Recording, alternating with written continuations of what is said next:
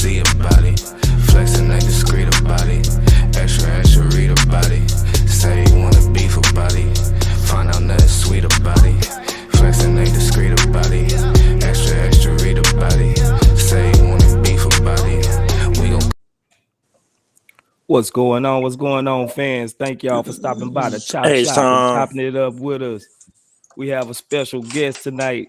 He's making history on the Chop Shop. He is the first guest speaker, First. man himself, First guest. Yes, Mr. sir. Roosh Let's Williams.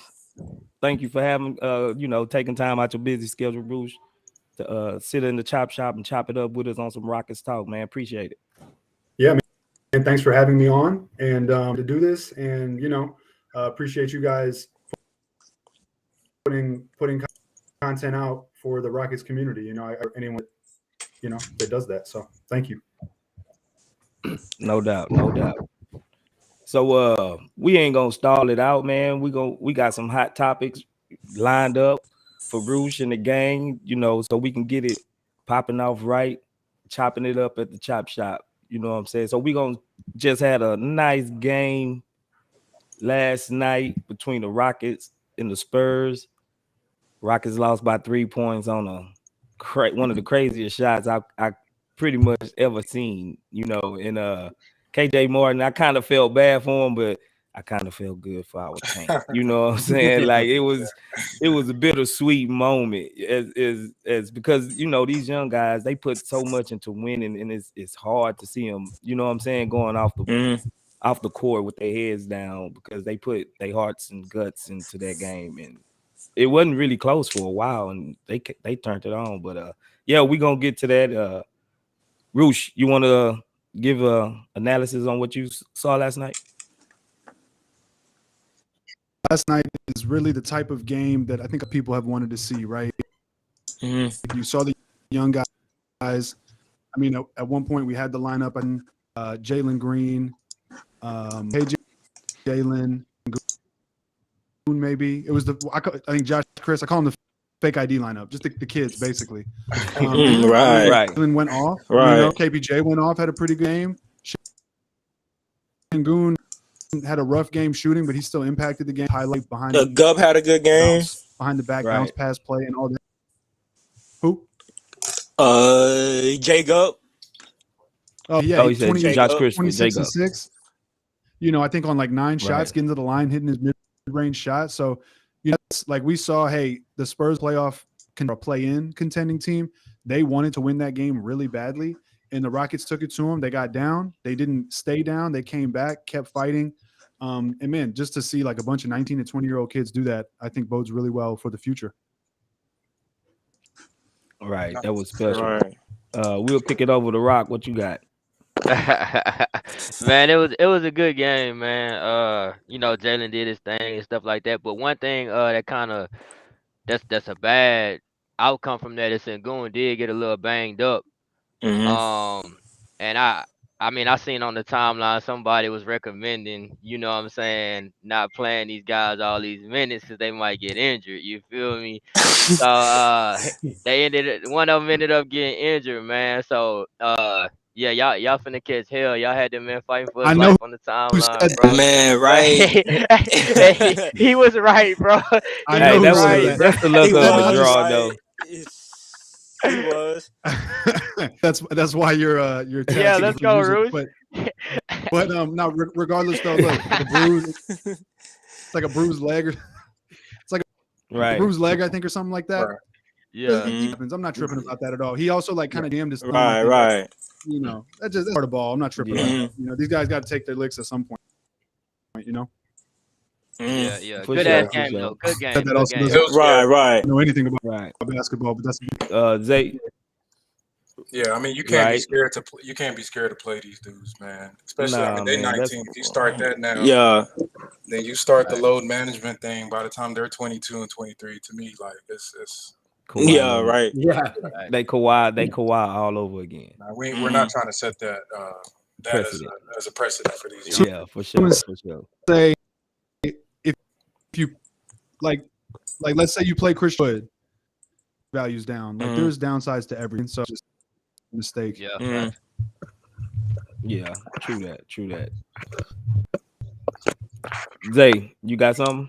Yeah, so the idea like what I saw from KPJ, he was aggressive, man. Like I felt like with Wood and Gordon, there was like we like knew what the like pecking the pecking order was. So I felt like he wasn't second guessing what he should be doing. So he went out been been aggressive the whole game, and he had the ball out.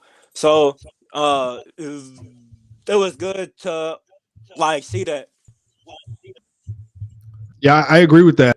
You saw, I think for most of the season, KPJ's been trying to play point guard, and like he processes things slowly. At least with the ball in his hand, he processes things slowly. But last night, you saw him just getting out there and scoring, and just he's not a cerebral type player, you know. I don't know if you can hear my dogs. They're going crazy. But yeah, so I agree with you. Yes, sir. What you got, Frank? I think you muted, Frank. Oh, okay. Can y'all hear me? Yeah, you good. All right, my bad. Anyways, I was saying with the KPJ thing, like, you know, people always throw the assists out, like, oh, he had 8 assists, so he could be a point guard. He could do the, you know, he had 9 assists. He scored 30. And one of my things with that I have, you know, I love KPJ, and I believe he is a core piece for us going forward. But some of the things that we miss were evident in that, and at the end of that game, where you see like he's rushing into like we're down by 1 or 2 possessions, and you just walk into a 3 with like 2 seconds into the shot clock. Like those types of decisions and his pace, kind of he, you know, like he doesn't really understand how to control the game or context of what's going on. Those are the little nuances that I always feel he needs to get better at, because I don't care about his assists. Like, you know, there's a lot of guys that could ball and get assists, but just the nuances of playing point guard, knowing when to get into the action, not taking so long to set up the play, knowing where to be, knowing how to manipulate the defense so you can get one of your guys open. You know, that would be the only knock I'll have on him trying to play point guard for that, because I just don't see that. He looks like the same player from last year. Yeah. He's not a cerebral. He's let me pick up on that. Roosh, you go ahead. Sorry. No, go ahead, Roosh. I was just gonna say he's not a cerebral. Make my move, boom.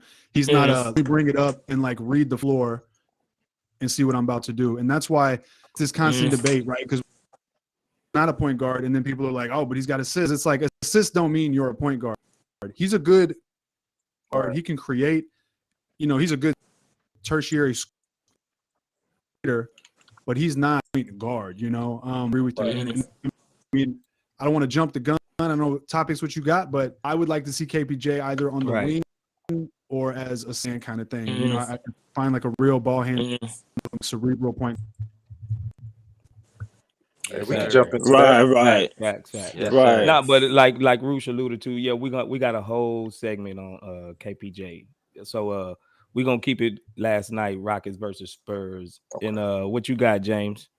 Well, I'm gonna switch it right back to KPJ, but no, man. You can't do that, James. Come on. Go ahead, I want to pick up on what Frank was saying a little bit. Like people make the case that he's a point guard because these days there's a lot of scoring point guards, but it's about processing speed and it's about reading the defense quickly, right? And the fact is, like, guys like Steph Curry and Dame Lillard, they're point guards because, like, yeah, they call their own number, but they do it quickly. You know what I'm saying? Like they know I should try to score in this possession, and they work it right away. KPJ, I don't think he's even. It's not even that he's selfish. He just doesn't make that decision quickly enough. That's my view. Right. So what about the game, Facts. James? What about the game? But about the game. I missed it. I couldn't watch last night. I had a personal obligation. So. Oh, okay, all right. You good then? You good? Oh, So you missed my I feel take on, that. oh, Right. It's like 1 of 10 I missed all year. You know. Nah, it was a right. good You, game. I mean, you get it. You get a pass. It, You it get was a pass. good game. One thing I did pick up. I From mean, the you game missed the game we all is wanted to that- see. We got young guys playing. Yeah. Yeah. Facts. Yeah. Facts. The wrong game to miss. Yo, I was thinking this. Is My what? favorite game of maybe the whole season was against the Suns. Wood didn't play. Do you guys remember that game? Şengün started, and it was like a 3-point game. Do you guys think we'd have a better record, like if we had started the young core guys like Şengün, greeN, KPJ all season? That's debatable. I wouldn't That's say debatable. a better record. I think we'll have a. It would have The been a more same, funner probably. season. Probably It around would have the been same, more yeah. fun. Yeah. It wouldn't have been Yeah. just so many gripes and complaints because that's 85% of the gripes and complaints came from just playing the young guys. You know what I'm saying? I Right, think right. as a fan base, we would have been fine. Mhm. But I think the wins and losses thing, like we right on par with wins and losses. I Right. think. Yeah, probably. Right. I think, one thing I did notice with Coach Silas was that it seems like all the stuff we complained about, he was able to do that in one game, right? And then, the rest of the year, I guess we never figured out what he was trying to do, but it seems like he was trying to win every game. So Yeah. Yeah.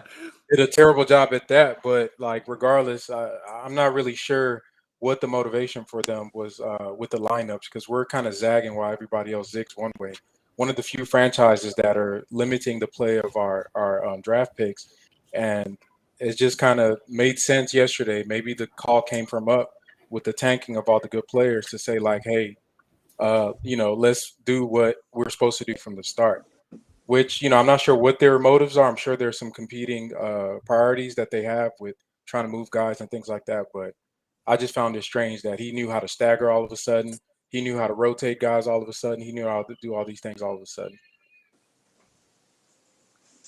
Yeah, man. Like, I mean, it's so hard. It's just so hard to get a good gauge on exactly a rebuild, like our rebuild in specific, because most rebuilds you see exactly, they got all 19, 20 years olds out there. They're rebuilding. They really putting in the effort and the time into building their young core.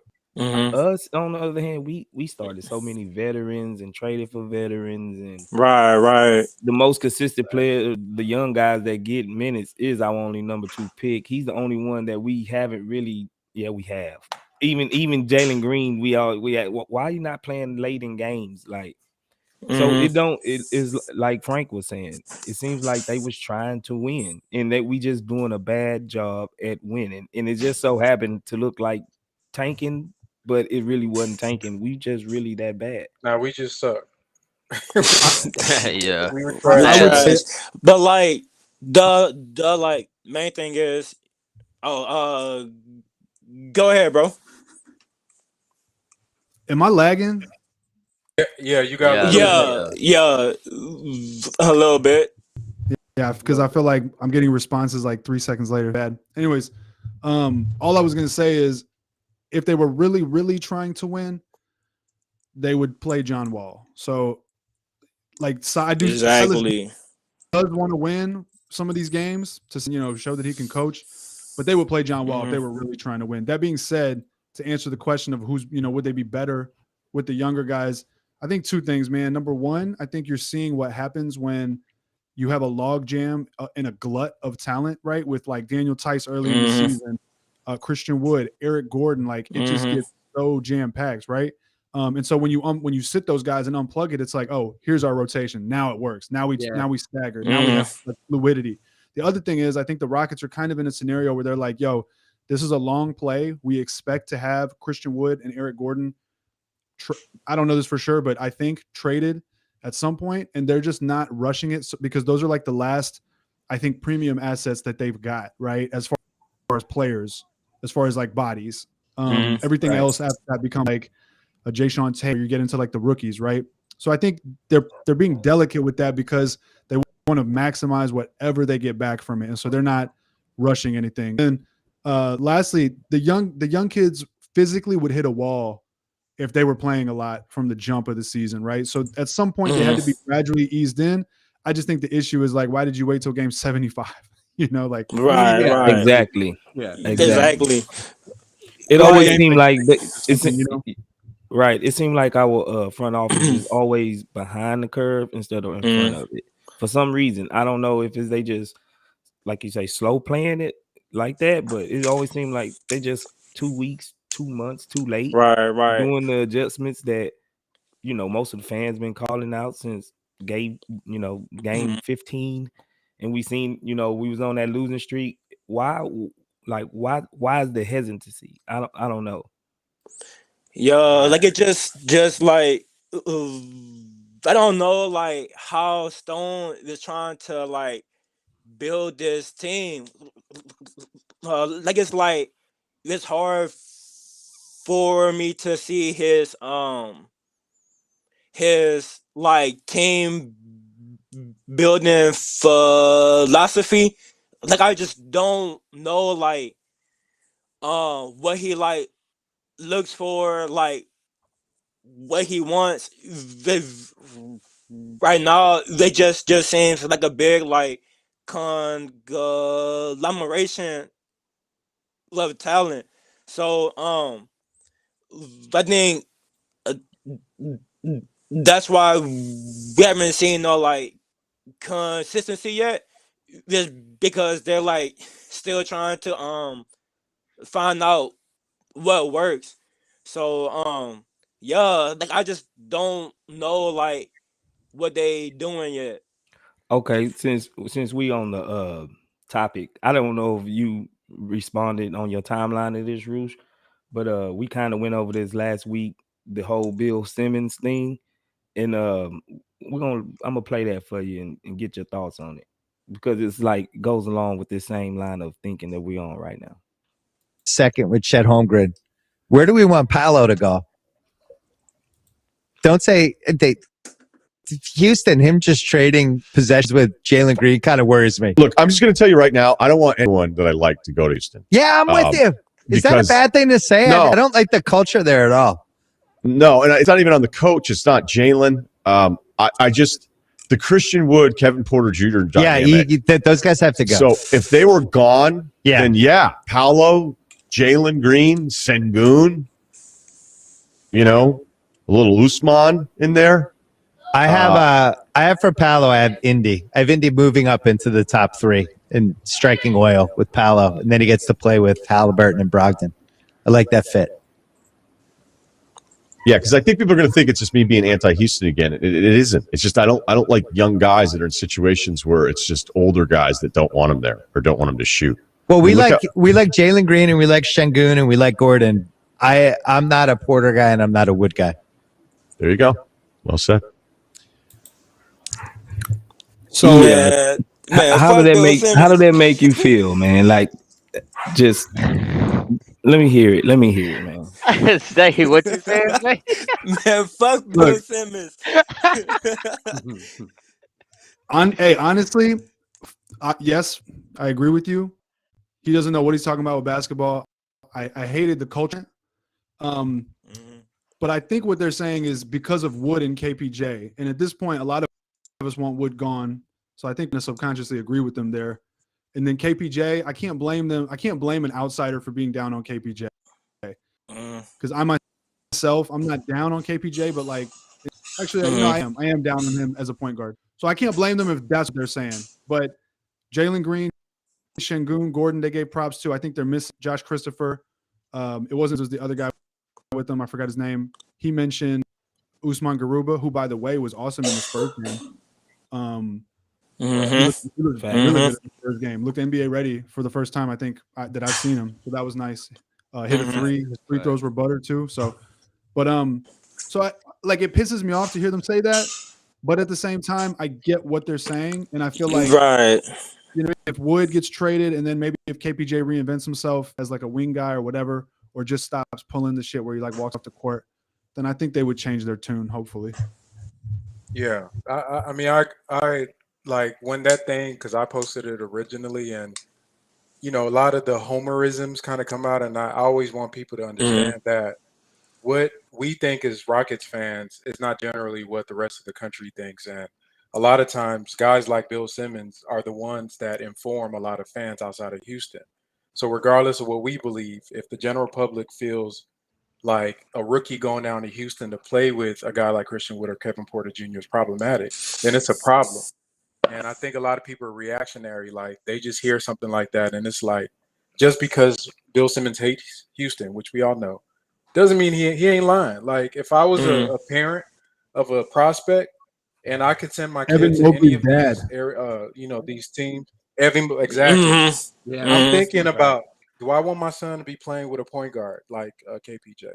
Do I want my son to be playing on a team with guys that are on expiring deals trying to get money? Like, where would I think would be the best place for a young guy to go and get to grow without people with competing agendas? And so I think he's right. The comment about the culture thing was kind of weird, but otherwise, I mean, he's spot on with his take there. Right, But it right. seemed like he was really right for the wrong reasons. Yeah, well said. He didn't Yeah. really he didn't go into that, what you just alluded to. He just started Straight talking hate. about, no, I don't like him. I don't want nobody. I like. Straight Come on, hate. like nobody you like to come over here. Like, I mean, Houston is not that bad. Like, Hey, turkey like he leg hut ain't talking for about us everybody, like bro. we was like we're an afterthought of a franchise. You know what I'm saying? Just because you got your personal gripes with a city, that don't mean that city is not gonna be the best for another person. You know what I mean? Like, come on, don't cast your negativity on the next guy. Right, right. Yeah, man. But that's the national media though. And once again, what you said might have been right, bro. But at the end of the day, it don't matter what we believe. It matters what the rest of the country does. And there's a lot of that narrative that he just said out there. Perception is reality. You know? Yeah. Yeah, So, that's true. That's true. We ain't gonna harp on them that much longer like that. But speaking of the draft, and they mentioned Paulo Banchero and Chet Holmgren, we got some shooting stars in this draft, or is it just mid? What do you think about that, Roosh?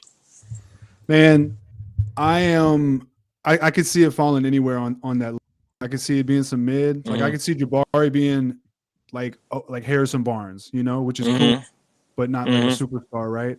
I could see all of these guys basically panning out like a lesser version than the ideal version of themselves. So I'm kind of at the point where I'm just like, yo, I'm going to wait for all the information to flow out. I'm going to wait, in the draft process, all the information flows out, reports, scouting, workouts, measurements, physical, whatever, all that shit.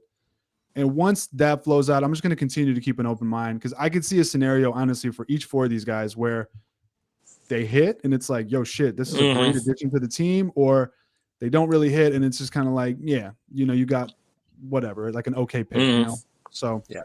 Right, I know a lot of people on Rockets draft Twitter are like they digging their heels in real hardcore as they do, but I just don't think it's worth that energy at this point. I feel like it's wide open that we just got to continue to kind of monitor the situation. Okay, so I ain't gonna put you on blast. So you saying basically Next you don't season. have a favorite right now? Like there's nobody near and dear to Roosh's heart that you think will, at least contribute and reach that ceiling? Right now, I would say Jabari, just because he's the one that I can see.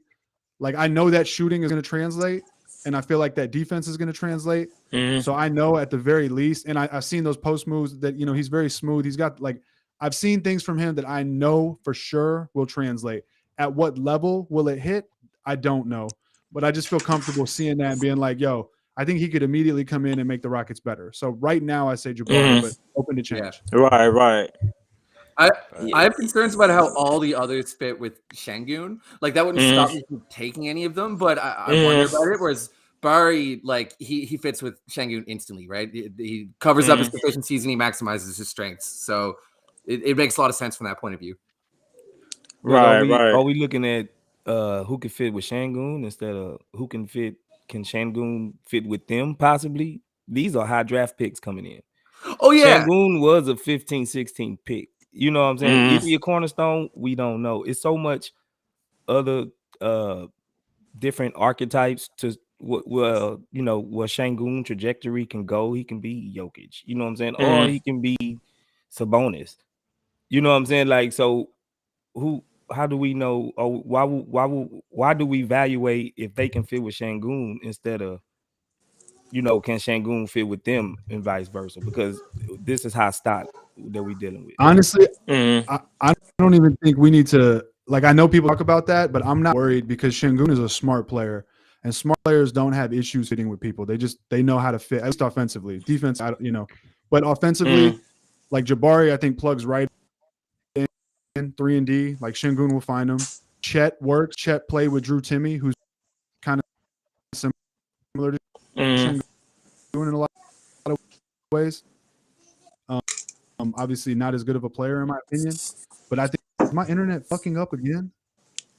Damn, bro, you good? Yeah, you good. You catching up? You going? You good, bro? You good, bro? So check, spread the floor and play that. Play over the top, play a little high low, whatever. The guard, Jaden Ivey. Ivey. Right, that would work. I think no issue with Şengün, and then Paolo would work too. Athletic guy. I think Şengün would have Paolo cutting baseline dunks easy from like day one. That's what I think. Hey, Space. I like how you brought up that question about, you know what I'm saying, is Şengün a cornerstone or whatever, because y'all steady shitting on Wood. I'm trying to tell y'all, Roosh, I got you down on my list. You gonna be hey, I didn't heard you talk. You finna be signing a Wood apology for him when his ass still here next year. Oh my God. He's gonna be here. He's gonna be here. Look, I don't dislike him. I don't break my heart, bro. I like Christian Wood, but it's just like anything in life, man. Like, look, one of the first lessons I learned early in life when I was young, not like that young, but like teenage coming to age, was people really find like who they marry, for example, based off the timing. It's just the timing of like where y'all were, where you were in life. Like, okay, take that principle, timing. Christian Wood, great player offensively, but like, is the timing? Is that what we need with this team? Like, I don't think so, unfortunately. You know what I mean? And so, it's not like I'm shitting on Christian Wood. It's just like the classic example of, he puts up 18 and 10 on the numbers he does. But you saw last night when he's off the floor, it's like it's addition by subtraction. Like, just look at all the production that filled in with him not touching the ball. And I said this in the spaces last night. The bigs for San Antonio still had big games. Jakob Poeltl had good stats. Zach Collins had good stats, but it didn't feel seriously. It didn't feel like Christian Wood, or it didn't feel like when Christian Wood gets bullied by the bigs and we're just watching it thinking like, man, what the fuck? What are you doing? It felt a little bit different. And that shit's sad, bro. It's sad to see. Shout That's out a to comment somebody season, man. YouTube. He said Wood needs to sign an apology for him for the defense he plays. I'm writing them down too. Your ass gonna be on the list too. His name is Reezy Season. Reezy Season. Where my pen is? I'm gonna write it down right now. Hold up, Rod. You don't want him here next year, though, right? You just think he's going to be here next year. Tell me if I'm wrong. Yeah. Man, come on, Jane. Hey, look, I told you. I see a scenario where it works, man. I think it all just depends on the draft pick. It depends on the draft pick. Right. Yeah. I think that he has a chance, but it's really predicated on him. Like, he can, to me, he could have been secured his spot on this team a long time ago. But the trash that he does, like, this dude doesn't even like. I promise, I'm very objective when it comes to like the team. I don't. Either way, I've seen enough Rockets teams to not really care too much about, what's going on. But literally, if you know any type of basketball and you just isolate Christian Wood and just watch this man play, bro, it is like it's painful. Yeah, like just some of the stuff he does, man. I don't know how. Like, when I played football, when we would have film, if you had a bad game, bro, the coach would just keep rewinding that same play over and over again, like embarrassing your ass. And I don't know if Silas watched films or he just fast forwards through Wood's part, but as an athlete, I could never have sat through like looking like trash on film, bro. So I don't know how he puts up with that every single damn game on defense. Hey, Frank, I got a counter for that. But what you got, bro? How did you finish the game? Did you get a 20 and 10? Man, I mean, okay. So For me, I play I'm lineman, so done. we didn't have stats. But at the end of the day, bro, like it don't matter if you got a good coach. None of that. You think Greg Popovich gonna see you got 20 and 10, bro, and say like, man, good job. I mean, you didn't close out on anybody. You ain't boxing out. You're not contesting on nothing. And you're not even trying Using his body. You're not doing nothing. But man, you got 20 and 10, bro. We love you. You think Pop gonna do that? You think? You know what I mean? Like, It's the same. It's Hey. the same exact argument that we use with Russell Westbrook. It's like, yes, he gets the triple double, but it's empty. You know, like it doesn't account for all the times he'll score 20 points. Okay, how many times was he just not doing anything on defense and it led to a bucket? Or how many times did he take a dumbass shot that led to a transition, leak out in the bucket? Like those are the things that make me mad with Christian Wood. If you watch, man, go to a game, watch him. I mean, I've been to I've been to multiple games this season. I've been to multiple games this season, but most recently I went to the one in LA against the Clippers, and watching Zubac just push him around was like, it was mind blowing. I was just watching the man. If you just isolate and just watch him on that possession or in that game, possession to possession, you're like, yo, what the fuck is this guy doing? And that's on defense. And you want to talk about Şengün fit? I don't think that Jalen and Christian Wood fit. They do not, bro. Nah, they don't. Even the numbers say they don't fit. And you know what? Christian Wood, when he screens for our guards, bro, this man only screens. He don't screen. He don't screen. He screens to get a mismatch. He don't screen. He's slipping. So he's 0.5 seconds. It's a 0.5 seconds every time. That's my biggest pet peeve with him. He don't use his fucking body, bro. Like, Zay, what body? Use your body, bro. Hey, Zay need to put together a nutrition plan for his ass, you get bro. that man. We need to get him. Call Timmy something Chan, like that. Call Turkey Leg Hut. They need to get him, like, bro. He's not screening for no. Then when he does screen, bro, he just slip off to go try to post up, and still let the guard post him up, bro. Don't underrate that. Don't underrate that, man. Screens are important, bro. Screens made the Warriors, the 14-15 Warriors win the title because Andrew Bogut. Right. And I interviewed him and I talked to him about it too. It's not just some bullshit. Like he knew exactly what he was doing. He would set those picks and space just pops and pops. And then the defense is scrambling and chasing. And now you got you can do what you want. But without that, everyone knows, okay, Christian Wood's going to stand right there. He's going to set a fake ass screen and then he's going to slip. And he's not even going to go over the top for the lob. He's going to post up. And Right. Just like, fine, we're cool. Right.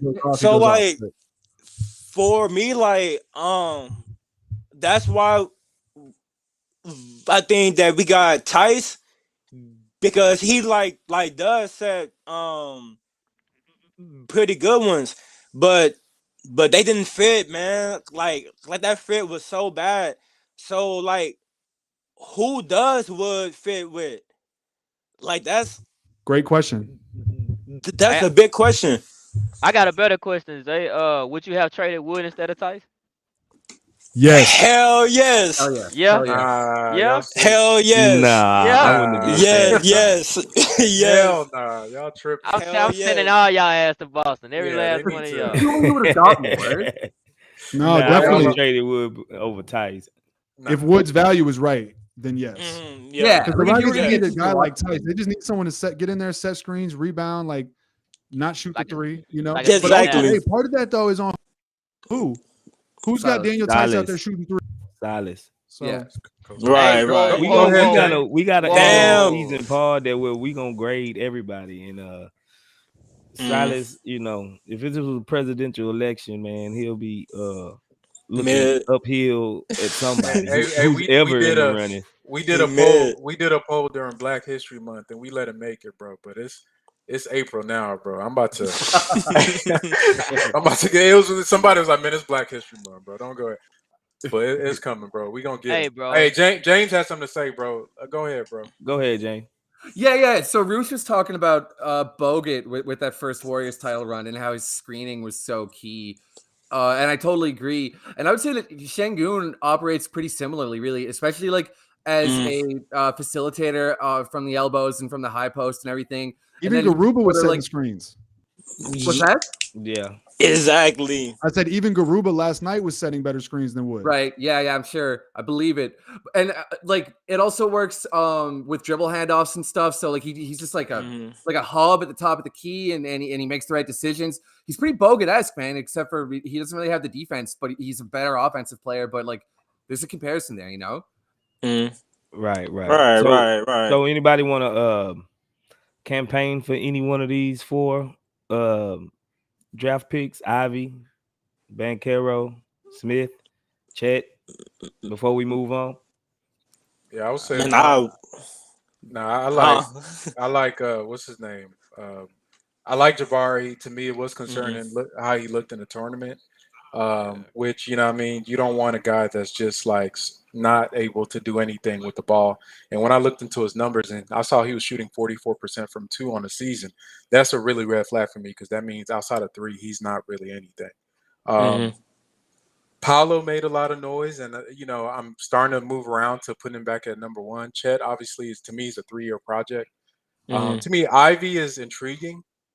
Like I'm intrigued by seeing him, and I don't care about who we have on the team right now. Like if we drafted Ivy, let's say we fell to 4, I'd take him, and I wouldn't look back on anything. If it means KPJ moves to the 3 or to the bench, or they move him, like we're at the point in our rebuild where there's no feelings involved, bro. Like you just get the best players you got, and just kind of start from there with that.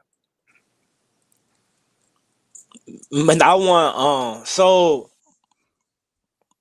my number 1 is Jabari too, but like I feel like with Chet, man, like he has the most potential.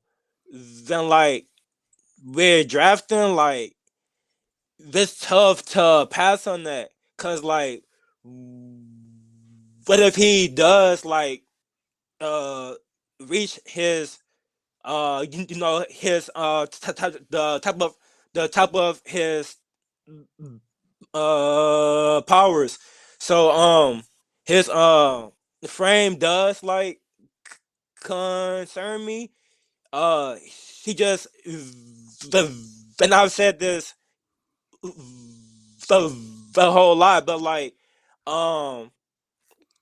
shoulder size is a good indication of like put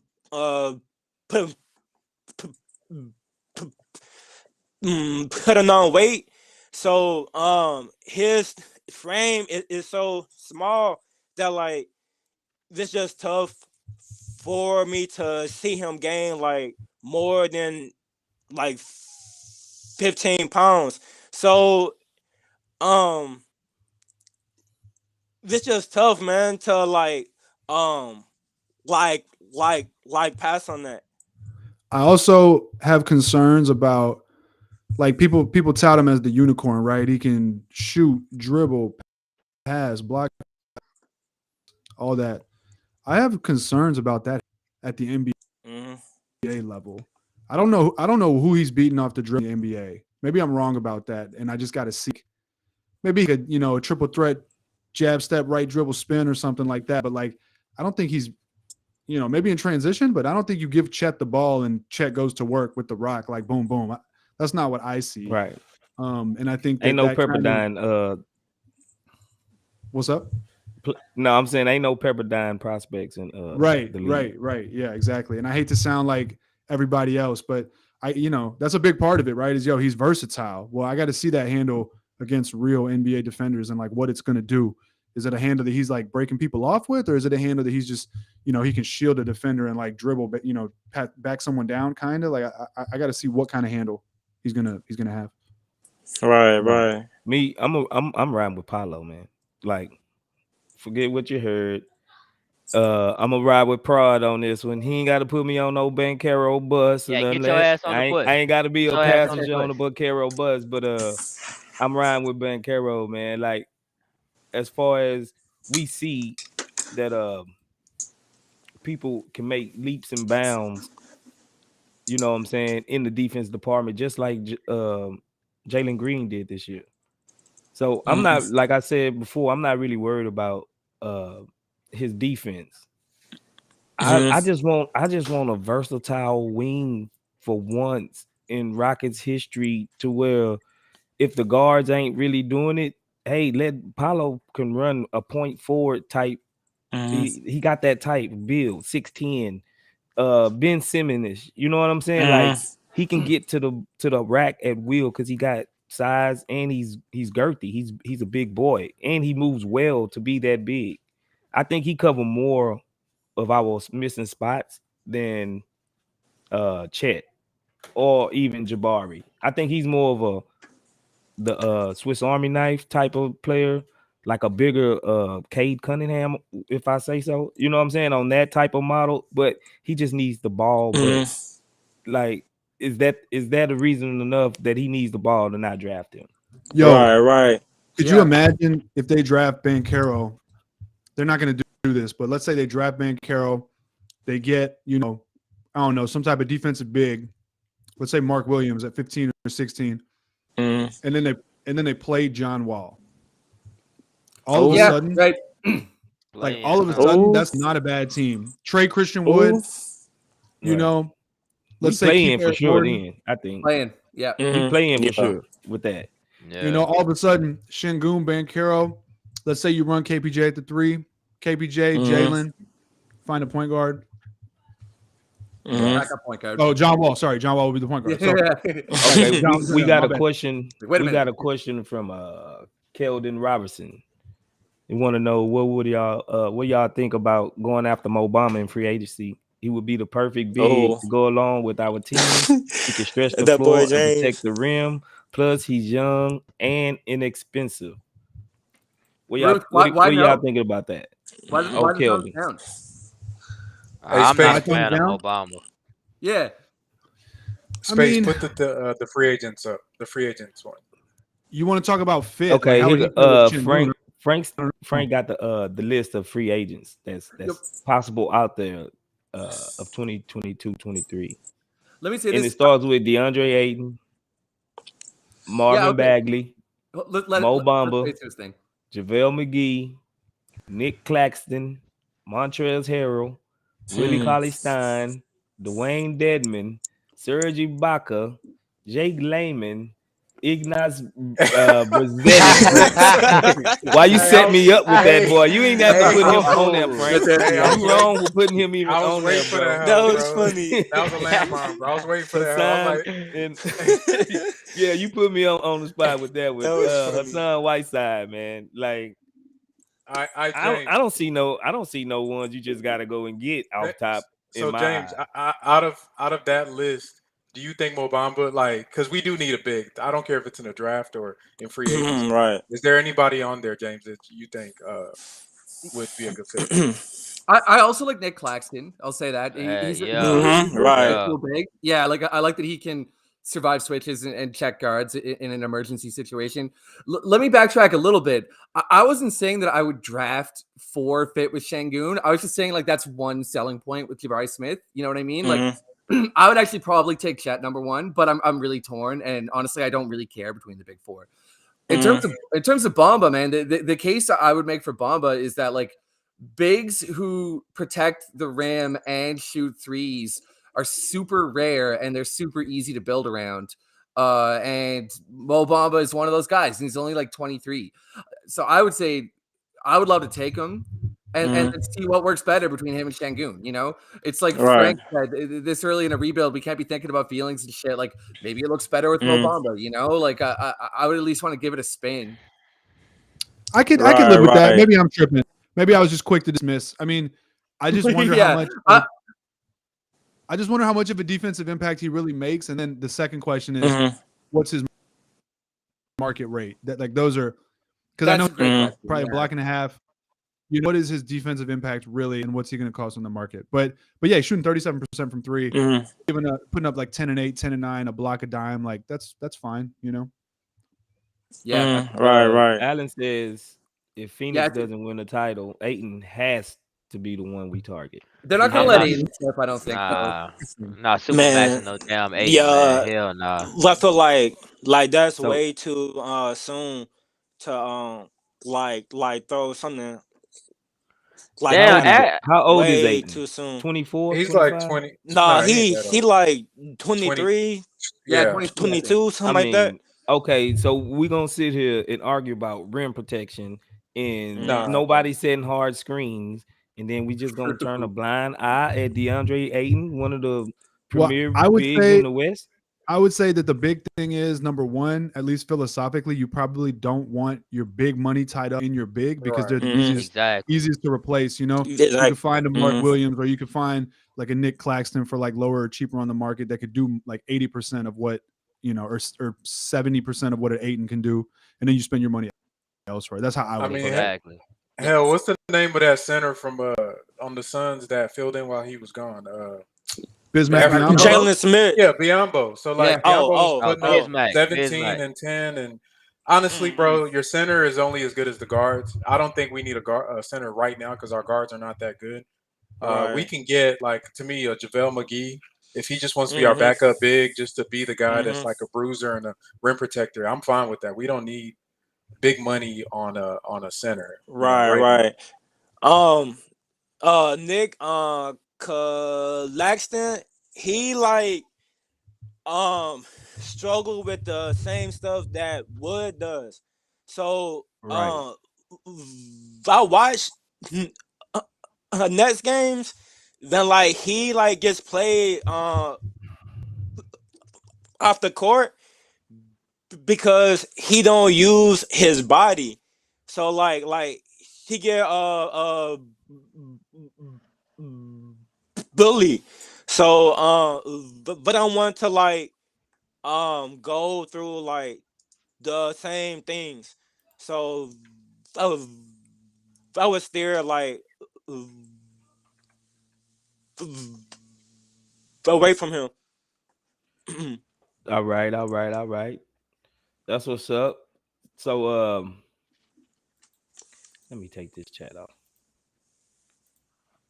We're gonna go smooth into, since we talking about the shooting stars and it's a big topic on Twitter right now. Tank or no tank?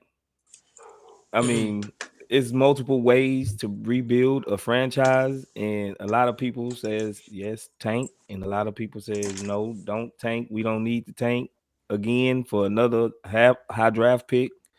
So, what y'all think about that, fellas? First question. You can start it off, Roosh. First question. How are you defining tank? Because people get into this argument and they don't realize that they have difference.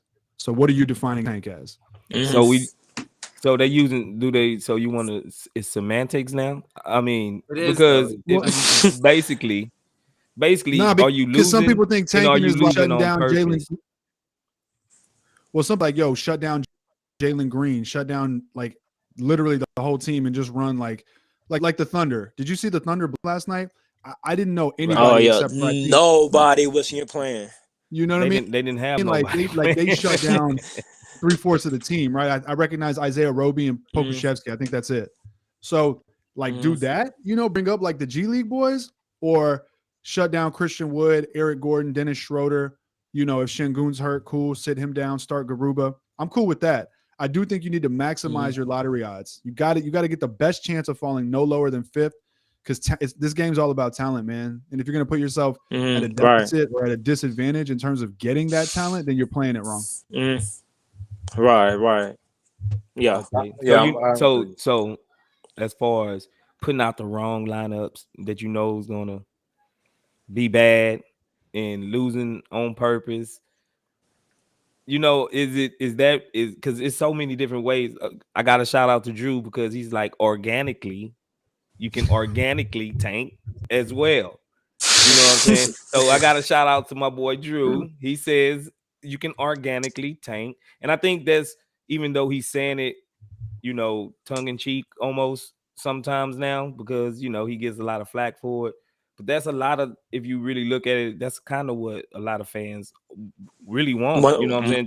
Just play the young guys and let them, I ain't saying just let them figure it out. Like, I think personally, you play them as much as possible and you set plays. Like, you got to have a structure in basketball, in any type of sport, you just can't loose and wing it the whole 50, 60 minutes of a game. You know what I'm saying? Like, I think it should be more of a structure, but I think they should just let them guys play, as much as possible. Let me say this. Right. Games like last night where 18 and 20-year-olds doing what they do. If you win games like that, then so be it. Because that's what we want to see. We just want to see these guys get their feet wet and really try to prove that they, are NBA players, are legitimate NBA players. And it feels good for them, But at the same time, I made this comparison the other day. It's like if you're out partying with your boys. Someone's going to get like a last round of shots or another couple shots or whatever. And you're just thinking like, I could take that shot and we could have an hour, 2 hours of fun. And then I'm gonna go home and wake up the next morning and regret it and be like, damn, I shouldn't have done that. Or you don't do it. And I think it's that, right? It's like you get that win, you finish you get those lottery odds, then you 6th pick. I feel like it'd be that feeling where just like, damn, that win, that meaning on April 2nd is really Right. That kind of thing. So, James, what you think? Yeah, man. I mean, I do think it's a semantic thing, right? And that a lot of people get hung up on that. I think what defines it to me is like, what is the organization's primary goal in terms of roster construction through the offseason and like heading into the season? So, if we go sign a bunch of like role playing vets in an effort to make the play in this offseason, I don't really fuck with that, right? But on the other hand, like if we win 40 games next season, 35 even, because Jalen greeN and Alperen Sengun and our lottery pick are balling out, like I'm fine with that too, because that means that those guys are obviously a good enough core, right? So yeah, I think we're right. Really, yeah. Right. Yeah. I agree with that. What's up with Roosh Chin Music? What you good, got baby? up there? Man, hey, free John Wall, man. Free John Wall. Hey, let's get into this. This music the agent thing. of chaos, man. Yeah, right. Before we go, we gonna go ahead and we'll preview this little chart, this little poll that we put out for the KPJ thing, and then we'll run into the last little 5 minutes chopping it up with Roosh about something. All right, here we go. This the results, man.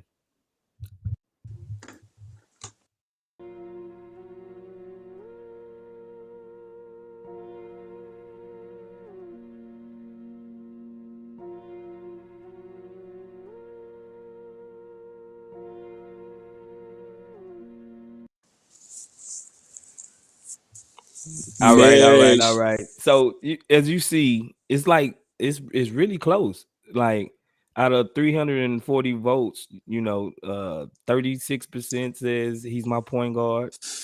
Like 25% says move him to the 3. Like another 34% said 6-man. So it's like we are pulling in 3 different directions with KPJ, man. And we can go ahead and give our quick little take without digging too far into of what y'all think. I started off, and I just think, like Roosh was saying earlier, he don't need to be constrained with point guard duties. He needs to be, let loose in the 6-man role. I think 6-man role would be perfect for him. All he got to do is come get a bucket, man. Just come get a bucket. Like there's nobody else you got to worry about really facilitating for on the bench. Him and Tate on the bench, that's a pretty good 7-man lineup. Right. You know what I'm saying? Because I think Tate needs to be relegated to the bench as well. Quick. Whoever comes, Pablo or Smith. You know what I'm saying? Like, so having him and Tate come off, they might, get some cohesion together and form a nice little deadly duo off the bench, like Trez and Lou Williams, that type of vibe. You know what I'm saying? So to where it's not much of a drop off from the starters, because KPJ he got starter talent. You know what I'm saying? He just processing a little slow. You know who gets lost in this discussion is KJ Martin. Yeah, that's what I was going to say. Yeah, I've been screaming KJ Martin to start for like 4 months, man. Yeah, we don't even need to even draft. Like I would say, move him to the bench for KJ. Like even if we don't get Lamelo or any of them dudes, like Tate Yeah. should have been on the bench. Right, Yeah, I agree. right. So what about you, Zay? What you thinking? Man, he's just not consistent, man, with nothing. Like one game he's hurt. One game he throwing temper tantrum. One game he's hot. One game he can't even get to the basket. So like I don't know. It's just tough right now. So like I guess the 6 man, like he just has to like show me more consistently. Yeah, Yeah. I agree with that. He is inconsistent, and that's one of the things. That's one of the reasons I feel like 6 man would be good for him is because your 6 man can be kind of up and down. Some nights he's got it, some nights he doesn't. But if that's your like the highest usage player, highest touch player you have, that's kind of an issue. Right. So before we get you out of here, Roosh, we gonna go ahead and ask about your rap career. Nah. Hold on. What you got? What you got? Hold on. Roosh Yeah, 10 music. Time out. We gonna do a little game real quick. Me and Roosh real quick. So we gotta find out This man. who the real Roosh Williams is real quick. So the game basically is I'm gonna put out some bars and you gotta tell me what song they came from you. And if you get them wrong, then you ain't Roosh Williams no more, bro. You gotta change you gotta change your ad, and that's gonna be my ad. Okay, I'll play that game, but I'm not changing my ad. Okay. All right, you ready? All right, the first one is I'm magic to the game, straight up balling like Los No Angeles. hard feelings. Okay, you 1 for 1. All That's right. 11. That song is 2010, December 2010. It's 11 and a half years old almost, which blows my mind. Continue. You see I did my research. All right. You did. All right, number 2. We got bodies on the floor, and I don't even plan to pick them up. Deep End. Damn, he 2 for 2, y'all. All right. Damn. All right, we got one more. All right. That's no hard feelings with Killer Callejon and Deep End with Scarface. Okay. Facts. All right. This the last one. Captain of the Sea. These P words. Riding through my city with Dobeezy. All right, he got him, y'all. He the real Roosh Williams. He got them okay. Got For Bill Roosh Williams. Yeah, that's he's the real We don't get pretenders on the yeah. Chop Hey, Shop, man. Roosh, I did want to ask you because I'm a big hip hop fan, and like back kind of the era where you were rapping, that was kind of like when I was like, I think I was like, I don't know, in college or something like that. One of the recent golden eras of kind of that organic rap with, I used to listen to dudes like Currency, Wiz Khalifa, Killer Callejon. I was on the Big Crit and all that. So I'm listening to your lyrics. Was that kind of the wave that you were on when we had like Big Sean and all that, all those young kind of different from the trap rappers coming out? Would you say that was your style of the fold you was in? So it's complex, right? Because how old are you, respectfully? 32. 32. Okay, me too. So right. What, 07 high school? 08. 08. Okay. I'm 07. Motherfucker. Okay, so I came up on like DMX, Busta, 50, Cash Money, Juvenile, BG, Turk, Wayne, Royce, if you were like an East Coast kind of guy, Royce the 5'9", Fonte, Little Brother, Big Pooh, all of that type of shit, right?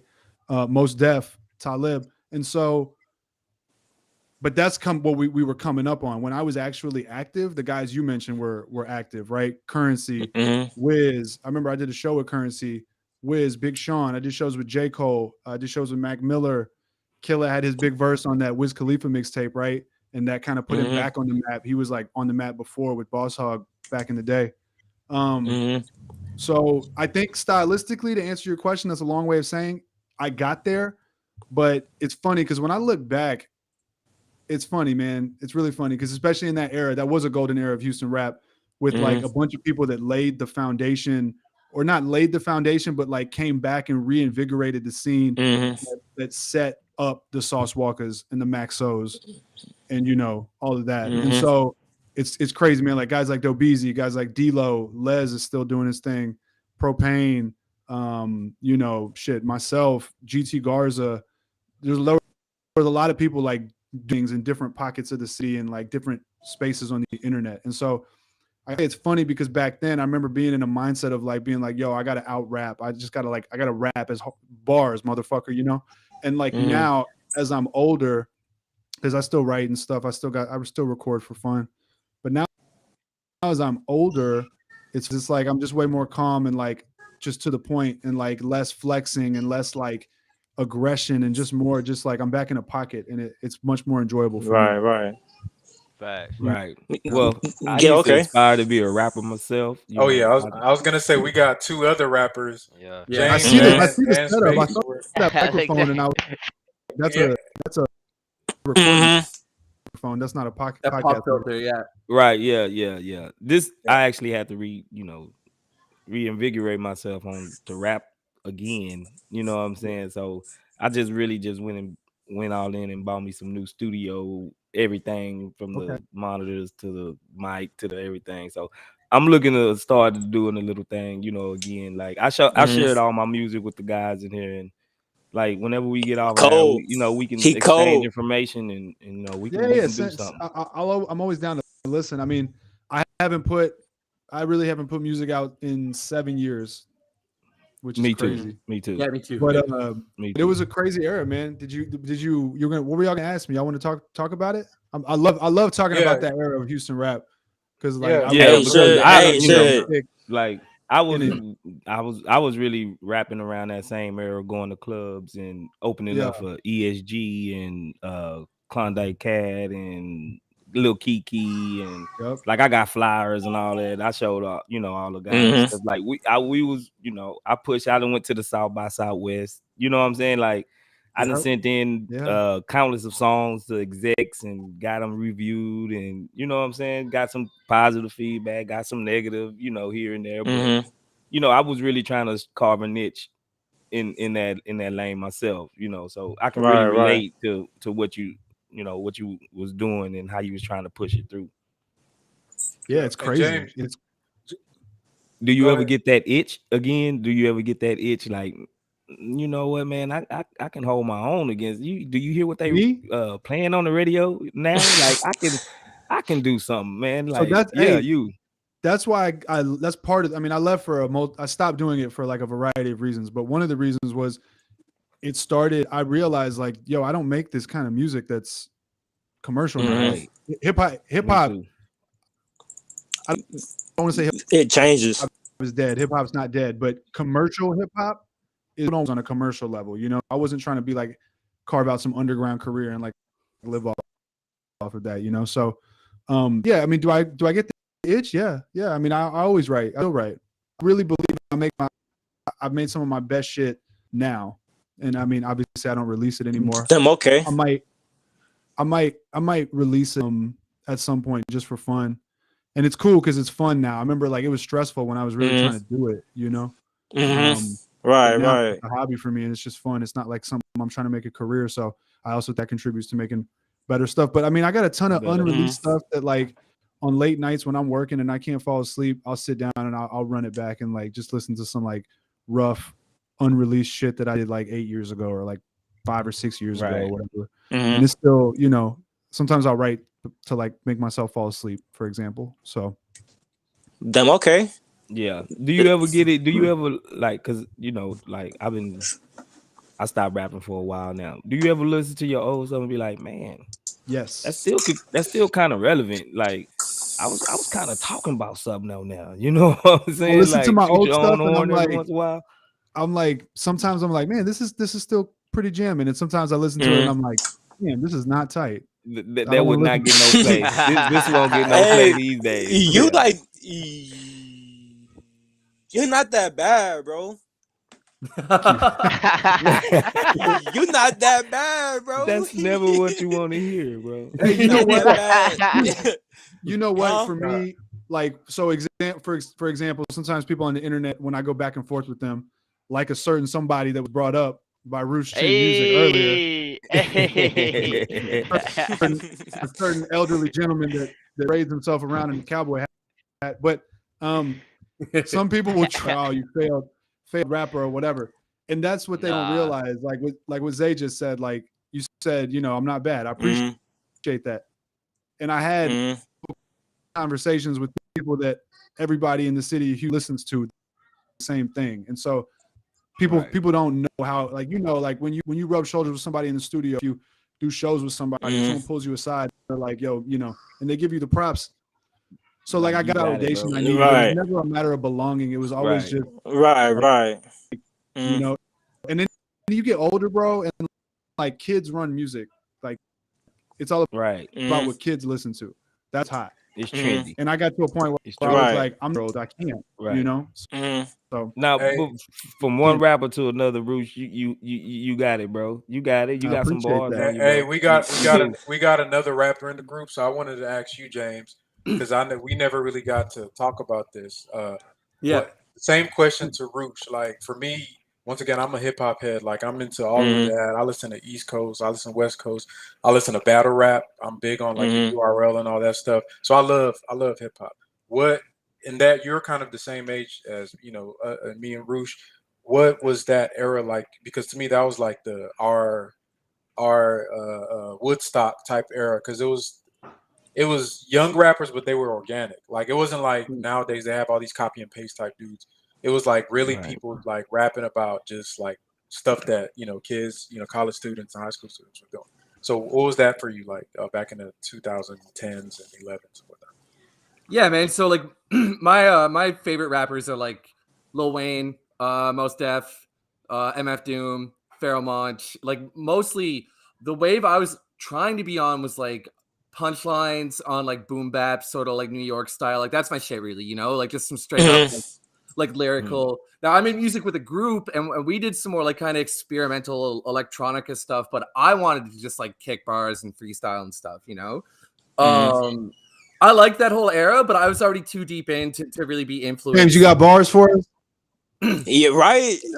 James got bars. I got bars, but James, you got some bars for us? It's quarter to 11 where I am, my girlfriend's like getting to sleep in the next room, I mean, the floor top shot. What you got, James? Put that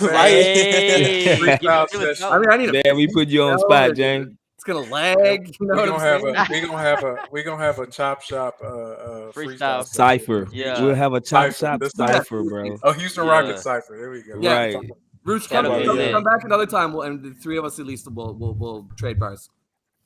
Oh yeah, I got built-in bars, baby. I'm ready. He ready. James said prep time. His rap he said book he is county full, jail, bro. He ready. Harris County Jail, man. You gotta keep you gotta keep a verse on you, just ready to go at all times. In case somebody just to spit. I'm out of it too, man. I've not been rapping like for the past 6-7 years. Like I hardly even write anymore, to be honest with you. Yeah. Oh, so it's something you used to do? Not very active at all. No. No. Okay. I thought it was. Hey, stuff, bro. It's the same thing, man. Roosh, you were saying some shit that I really related to about like the genre changes and you lose touch with it. Like I don't know how to rap double time very well. Like I'm used to a 4/4 beat, 120 BPM. Like some DJ Premier type of stuff, and like I don't like I fuck with like Young Thug and 21 Savage and all that stuff, but I can't rap that way. Well, double time used to be a thing that only Twista did, occasionally Busta, and then it became a thing. Right. Eminem did it. That's everybody.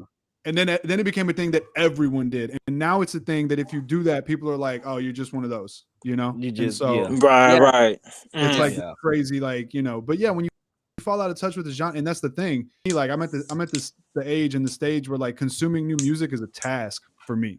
Like I gotta sit down and like really just go through it and be like, okay, I gotta listen to this album. It's like mainly happens when I'm working out, but back then I was hungry for it, But right. You lose that as you fall out of touch with the genre. So yeah, we gonna, man. I hate to really stop it. You know, we were on the road. We had fun, man. I had fun. It was a lot of Thanks, Roosh, for fun. coming out, man. Really appreciate you coming through the chop shop, chopping it up with us. We're gonna keep releasing new content. You know what I'm saying? For all the Rockets fans. I just want to extend the invitation to anybody out there that makes content.